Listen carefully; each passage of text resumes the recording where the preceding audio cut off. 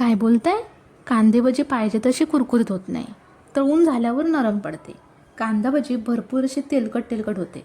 हे जर तुमच्यासोबतही होत असेल ना, तर हा व्हिडिओ फक्त तुमच्यासाठीच आहे.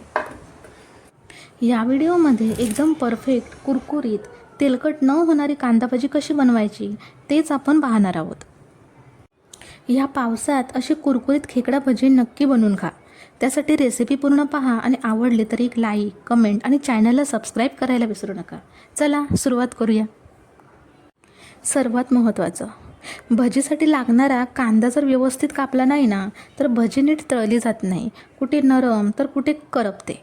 एकसारखी भजी कुरकुरीत होण्यासाठी कांदा कसा कापायचा ते आधी आपण पाहूया. पहिले तर कांद्याचा असा मागचा आणि पुढचा भाग कापून घ्यायचा. नंतर कांदा असा मध्ये कट करायचा आणि सोलून घ्यायचा.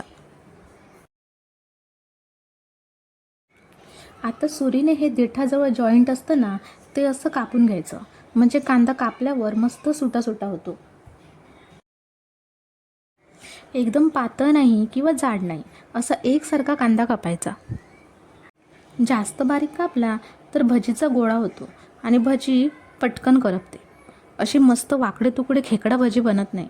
जर कांदा जाड कापला ना, तर भजी लवकर तळली जात नाही आणि भजी आतमध्ये कच्ची राहते आणि बाहेरून करपते. त्यासाठी कांदा एकसारखा कापायचा. पहा मंडळी, असा मी हा कांदा कापून घेतला. पहा कसा एक एक पाकळ्या निघत आहेत. मस्त सुटा सुटा कांदा झाला आहे. आता या कांद्यामध्ये चवीपुरतं मीठ टाकायचं. हा अर्धा चमचा ओवा घेतला आहे, तो असा हातावर क्रश करून टाकायचा. 1 चमचा लाल तिखट टाकायचं आणि हे छान मिक्स करून घ्यायचं. यामध्ये आपण एक थेंबसुद्धा पाणी वापरणार नाही आहोत हा. कांद्याला छान एकसारखे मसाले लावून घ्यायचे. आता हे बेसन थोडं थोडं या कांद्यामध्ये टाकायचं आणि हलक्या हाताने मिक्स करायचं. यामध्ये थोडंसुद्धा पाणी टाकायचं नाही हा. कांद्याला पाणी सुटते त्याच पाण्यात हे मिक्स करायचं आहे. पीठ आपल्याला जास्त वापरायचं नाही हा, कमीत कमीत पिठाचा वापर करायचा. त्यामुळे पीठ हे थोडं थोडंच टाकायचं. हे बेसन ना मी घरीच बनवलं आहे. म्हणजे चणा डाळ आणून ती घरघंटीवर दळायला दिली आहे. पहा मंडळी, हे पीठ टाकल्यावर जरी हे पीठ सुकं सुकं वाटत असेल ना, तरी थोड्या वेळाने कांद्याने पाणी सोडल्यावर हे पातळ होतं. आता तुम्ही पाहू शकता कांद्याला व्यवस्थित बेसन लागले. एवढंच बेसन आपल्याला वापरायचं आहे. जर जास्त बेसन वापरलं तर आपल्याला पाहिजे तशी कुरकुरीत वाकडी तुकडी अशी खेकडा भजी नाही होणार. इकडे कढईमध्ये तेल उकळत ठेवलं आहे. तेल जास्तही कडकडीत गरम करायचं नाही हां.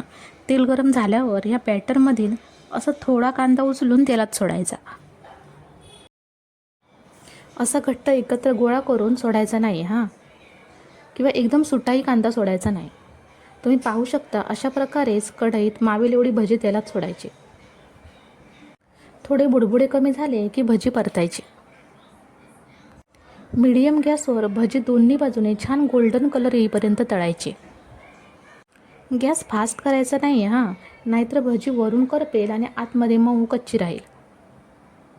कांदा भजी सर्व बाजूने एकसारखी फ्राय करायची आणि बऱ्यापैकी बुडबुडे कमी झाल्यावर भजी काढून घ्यायची.